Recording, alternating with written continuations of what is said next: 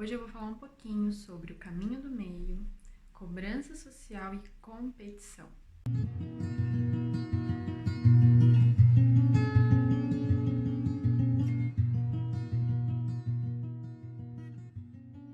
Para falar do caminho do meio, eu vou fazer um breve resumo da história de Siddhartha Gautama, o Buda. Siddhartha Gautama foi um príncipe e ele viveu por muitos anos dentro desse castelo, onde ele não tinha acesso ao mundo de fora, ele não tinha acesso ao sofrimento. Então, um determinado dia, ele saiu desse castelo, ele se deparou com fome, com a morte, com doenças. E aí ele ficou indignado com aquilo e resolveu buscar uma explicação para o sofrimento. Resolveu tentar entender o porquê de tudo aquilo.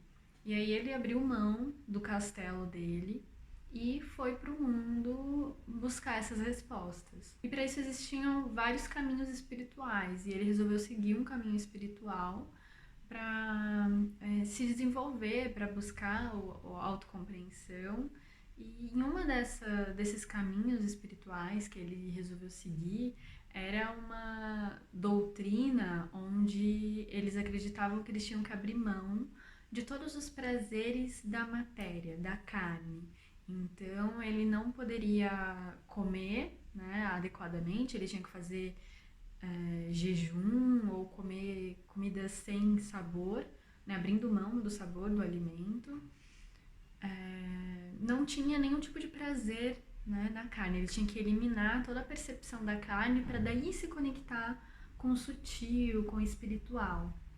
E ele viveu durante 6 anos seguindo esse caminho. Até que um dia ele já estava muito fraco e ele foi tomar um banho num rio. Era um rio super raso e ele acabou, por estar tão fraco, ele acabou tropeçando, caiu e quase se afogou ali. E veio uma pessoa e ajudou ele a sair desse rio. E quando ele se deparou, né, com isso, ele percebeu que ele estava tão fraco que ele quase morreu afogado. Ele percebeu que aquilo ali não era um caminho legal. E aí, ao mesmo tempo em que isso aconteceu, ele ia passando no rio um barco onde uma pessoa estava afinando um instrumento, que era muito parecido com uma harpa, um instrumento indiano, né, desses mais antigos. E aí ele observou, né, que enquanto a pessoa estava afinando, a corda da harpa ela estourou. E quando isso aconteceu, ele se deu conta de que se você aperta demais, né, no caso daquele instrumento, você estoura, você não consegue tirar o som que você quer.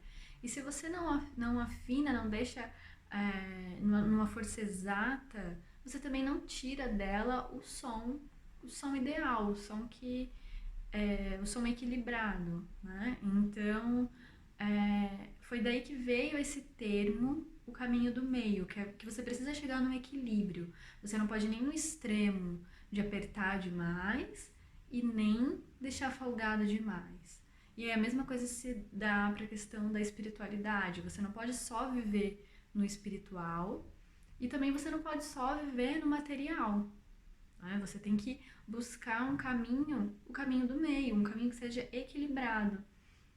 Tanto que, para quem já visitou um templo budista, eles geralmente têm lá na entrada 3 portas, 2 portas laterais e uma porta no meio, para que as pessoas sempre entrem pela porta do meio. Isso representa essa visão de Buda sobre esse equilíbrio, esse caminho do meio. E hoje, na sociedade que a gente vive, a gente acaba indo para o extremo, né? E geralmente é o extremo da matéria. Não acho que seja errado, muito pelo contrário, é muito importante a gente conseguir integrar também, viver o lado material, mas sem esquecer da nossa natureza espiritual, que muitas vezes a gente deixa completamente de lado. E por que a gente acaba esquecendo esse lado espiritual? Porque a gente é ensinado desde muito pequenininho a buscar um desenvolvimento muito intelectual, no sentido de, eu vou para a escola, vou escolher uma profissão, vou fazer uma faculdade, e você dedica ali horas do seu dia na escola, são 6, 8 horas, estudando, na faculdade também, e você tem que trabalhar, e tudo está muito dedicado, tudo está muito dedicado para o caminho material. Não quer dizer que a gente tem que separar o material do espiritual. No final, tá tudo junto, porque você vivenciando a matéria, você também está desenvolvendo o seu lado espiritual. Mas tudo tem um limite, tem um equilíbrio. Às vezes a gente se esquece que existe uma consciência espiritual também que precisa ser nutrida, que precisa ser alimentada. E a gente fica alimentando só esses desejos da matéria, né? Do corpo. E desenvolver esse caminho espiritual, ele é uma prática que exige uma dedicação, assim como para o físico. Então, por exemplo, para o meu corpo físico, se eu quero manter ele saudável, eu preciso me alimentar adequadamente, eu preciso praticar uma atividade física. E se eu quero ter um corpo mais forte, eu preciso treinar os meus músculos para que eles fiquem mais fortes. E a mesma coisa com o lado espiritual. Se eu quero desenvolver a minha intuição, a minha conexão espiritual, eu também tenho que dedicar um tempo para isso. E a gente acaba ignorando a ideia de que nós também somos espirituais. A gente se esquece disso. Por quê? Porque a gente não está praticando. A gente precisa praticar esse outro lado também. E uma coisa que nos prende a essa visão, essa busca incessante pelo material e a anulação do espiritual, né? Muitas pessoas priorizam sempre o trabalho. Não que o trabalho não seja importante, ele é, mas ele deveria ser algo importante para nutrir o seu ser e não como a única razão de viver. E uma coisa que nutre esse condicionamento de buscar sempre o material é a competição que a gente é estimulado desde muito novinho, né? Porque desde muito novinho a gente é ensinado que a gente tem que ganhar, né? Você vai fazer natação, você tem que ganhar do seu coleguinha, você tem que ser o melhor para poder receber atenção, para poder receber carinho. No trabalho, você tem que ser o melhor para conseguir o melhor cargo. E sempre tem aquela competição para você conseguir realizar os seus sonhos. E por você estar sempre competindo, você acaba, né, priorizando esse caminho, esquecendo de outras coisas.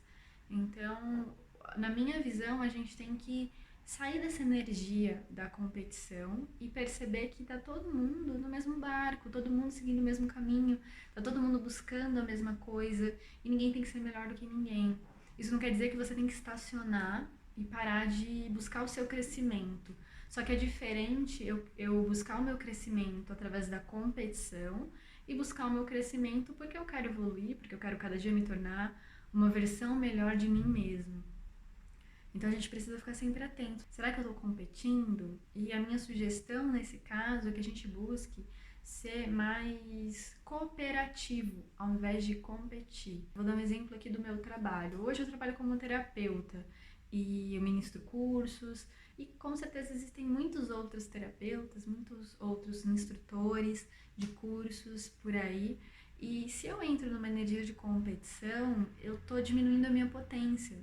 Porque no final das contas, todos esses terapeutas, todos esses instrutores estão querendo chegar no mesmo lugar. Eles estão querendo levar consciência, eles estão querendo levar cura, eles estão querendo expandir a energia de amor.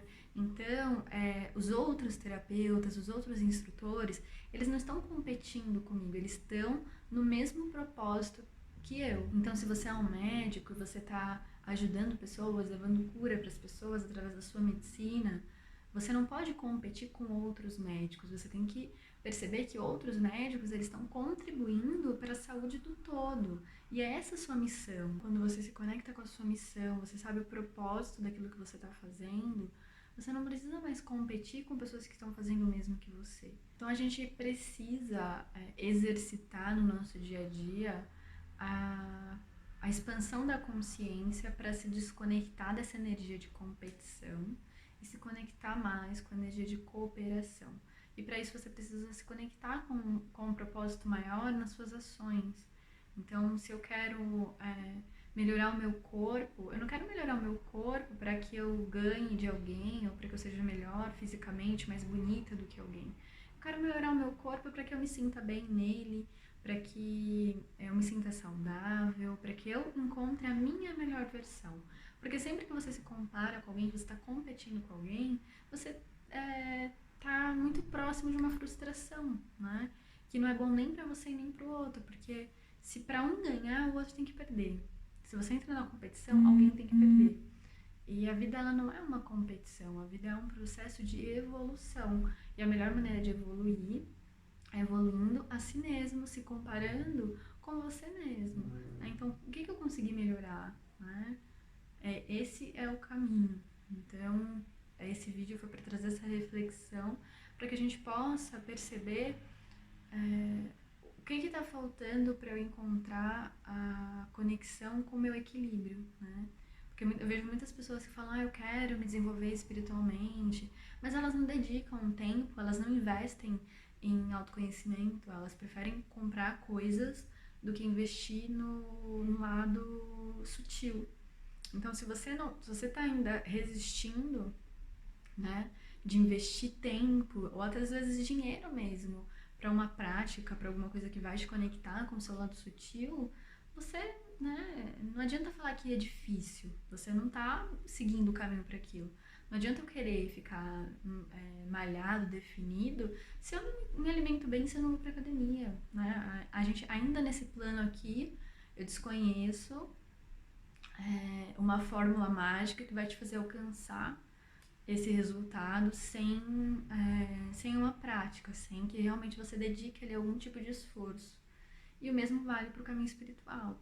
Então a gente precisa estabelecer isso. Qual que é o caminho do meio, né, que seja saudável para que eu tenha as minhas necessidades físicas, né, minha conexão com a matéria suprida e também tenha um despertar, uma conexão com o meu lado espiritual. Então, essa é a reflexão desse vídeo. Eu espero que vocês tenham gostado. Deixem nos comentários aqui.